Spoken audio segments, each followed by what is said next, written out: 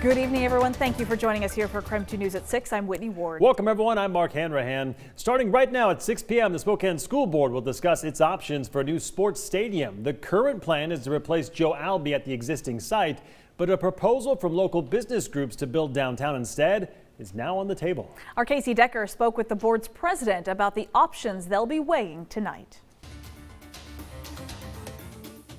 This all started in 2018 when district voters approved a $500 million bond that included $31 million to replace the decayed Joe Albee Stadium. That same year, voters within city limits said in an advisory vote they'd prefer that replacement be built at the same site in northwest Spokane rather than downtown. The board voted that year to follow that vote, and they greenlit a replacement project at Joe Albee. I think a big part of those discussions back in 2018 was that there wasn't a concrete solution on the other side of the fence, right? There was so many questions up in the air still. So I honestly think an advisory vote, in order to go against that, there has to be significant amount of information that points to the contrary. That project's design phase recently wrapped up. Construction is supposed to begin soon. But earlier this year, a business group brought a new proposal to the table, one with much more detail. It included a plan for parking and an agreement from a minor league soccer team to come to Spokane if the stadium is built downtown. Board President Jarrell Haynes says members wanted to keep an open mind. We've been collecting a lot of input, different data points, whether, it's been emails, phone calls, the public forums that we had, the thought exchange survey. A lot of that input has been pro-downtown, including a recent endorsement of the proposal from Spokane Mayor Nadine Woodward. Supporting the downtown location makes the most community, access, and financial sense. But there have also been concerns about parking, about effects to the nearby Spokane Civic Theater, and about overriding that 2018 advisory vote. It was reflective of what I already knew, is that, we have, community members that are very passionate about both sides of this argument. I like to say that we live in a pretty balanced city. And as a result, whenever any of these major topics come around, there is a split and divide that we notice. All the while, board members have largely refrained from giving their own input, but that ends tonight. In a special meeting, they're scheduled to begin discussing their options. They may or may not vote tonight, but regardless, they're running out of time. Haynes says they need to make a call by early May. If we don't have a decision by then we start to lose a tremendous amount of money as time continues to pass. They could decide to go forward with the downtown proposal as presented to them, to reject it and continue with the Albee project, or to modify the downtown proposal in some way. Haynes said that decision will ultimately come down to one thing: what's best for students and the health of our school district. That's top of the list. I believe I feel safe enough to say for each and every one of my fellow board members. Casey Decker, Crime 2 News. So we'll have more on that meeting tonight on Crime 2 News at 10 and 11. Also today, SPS holding its third community forum to discuss boundary changes within the district. Tonight's forum is for the South Side schools that will include places like Adams Elementary, Sacagawea Middle School, and Ferris High School, among others. The community is encouraged to attend tonight so they can ask questions and also provide comments on the newly proposed boundary changes. That meeting is getting underway at 6:30 here, just less than half an hour away, and it will last until 8 o'clock tonight. For more information about the boundary changes and to register to attend a meeting, just text the word school to 509-448-2000 and we'll send that link directly to your phone.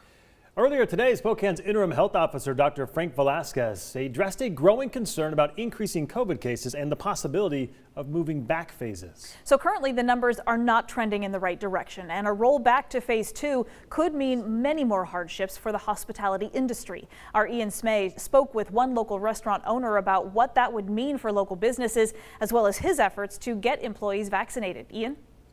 Yeah, Mark and Whitney, hospitalizations and case rates are trending in the wrong direction in Spokane County to meet Governor Jay Inslee's metrics during the next evaluation. This has caused Spokane businesses and restaurants in particular to prepare for another possible step back to phase 2 in what's been an already difficult year for the hospitality industry. Spokane's interim health officer, Dr. Francisco Velasquez, said earlier today that Spokane isn't trending in the right direction to stay in phase 3. We are indeed, as a community, not trending in the right direction. Our case rate per 100,000 yesterday, the day before, was about 260 plus, which is obviously not where we want to be. When you think about it, about 6-7 weeks ago, we were about 140. Hospitalizations aren't going in the right direction either. According to the Spokane Regional Health District, the county currently sits at over the 7-day hospitalization rate needed to stay in Phase 3. Velasquez says some of this rise is due to gatherings related to events such as spring break and the NCAA tournament. But he says there is a way to help get us back to where we need to be. We're working very diligently trying to immunize as many as we can to help in the long run prevent the transmission. As you may know, we've actually have done several clinics already at our higher education institutions, and we're encouraging all that are 16 and older to get immunized. Mark Starr, who owns David's Pizza, is trying to do just that. He has been trying to get hospitality industry employees, many of whom are younger, immunized. His efforts led him to handing out free slices of pizza to people getting vaccinated at the Spokane Arena mass vaccination site today, and he says another shutdown would be disastrous for the local restaurant industry. I'd hate to consider what that means. It put a lot of people out of business, tremendous hardship on an awful lot of families. I'm really hopeful that that's not going to be the case. So, Starr and the rest of the local hospitality industry came up with an idea. One way to help try to keep restaurants open is to make sure their employees are healthy. But that isn't easy to do during the pandemic, given the hours that most of them work.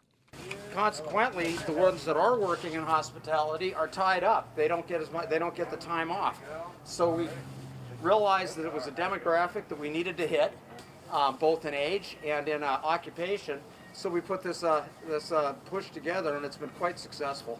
Currently, all people age 16 and above are eligible for vaccination in Spokane. Also, the Spokane Arena mass vaccination site now stays open until 8 p.m. on Tuesdays and Wednesdays. Mayor Nadine Woodward has issued a call for people to follow health regulations so Spokane can try to stay in Phase 3 in the next evaluation period. One Eastern Washington county has already moved back to Phase 2, and that was Whitman County. The next evaluation of all counties is set for May 3rd. In the newsroom, Ian Smay, KREM 2 News. Ian, thank you very much. And speaking of, happening today, the Spokane Hospitality Association is offering perks to hospitality workers. This is being done to encourage them to get the COVID vaccine. All hospitality workers who received their shot today or yesterday at the mass vaccination clinic at the arena get a coupon for a number of free or discounted items. Participating businesses include David's Pizza, who we just heard from, Sweet Frostings, Indaba Coffee, and The Scoop. This is part of an initiative to keep the community safe, keep restaurant workers employed, and keep businesses open. You must have proof of vaccination on April 20th or 21st and your food handler's permit. That offer expires on Saturday. Well, to tracking the coronavirus in Spokane County today, health officials reporting 111 new coronavirus cases. That brings the county's total to 41,119 since the pandemic began. No new deaths were reported today, and as of today, 58 people are hospitalized in Spokane County being treated for COVID-19. All right, as we take a break from the headlines, we want to turn our attention outside. Another beautiful day. Thomas Patrick was telling us, though, that things are going to be changing, but not drastic changes. Right, Thomas? Yeah, it's been a dry stretch, yeah. So any rain chances is significant enough, but they'll start small and they'll amp up for the upcoming weekend for those rain chances overall. When you look at the day today, it was just about as perfect as it can get.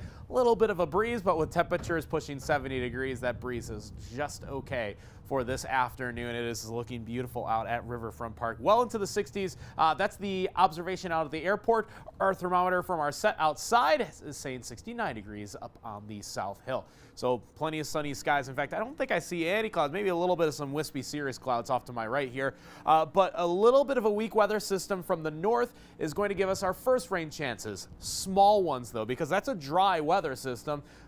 The one that has a lot more moisture attached to it is the one spinning in the North Pacific as of right now. That gives us the rain chances over the weekend, which is looking a lot more likely than the rain chances for tomorrow. So coming up, I'm going to break down what those chances look like day by day to help you plan what days are still pretty good to get outside and what days you might have to make some indoor plans overall. That's all coming up in a few minutes. We're pretty tough out here. We can handle a little bit of rain, right? A little bit, yeah. Yeah, there we go, Thomas. Thank you very much.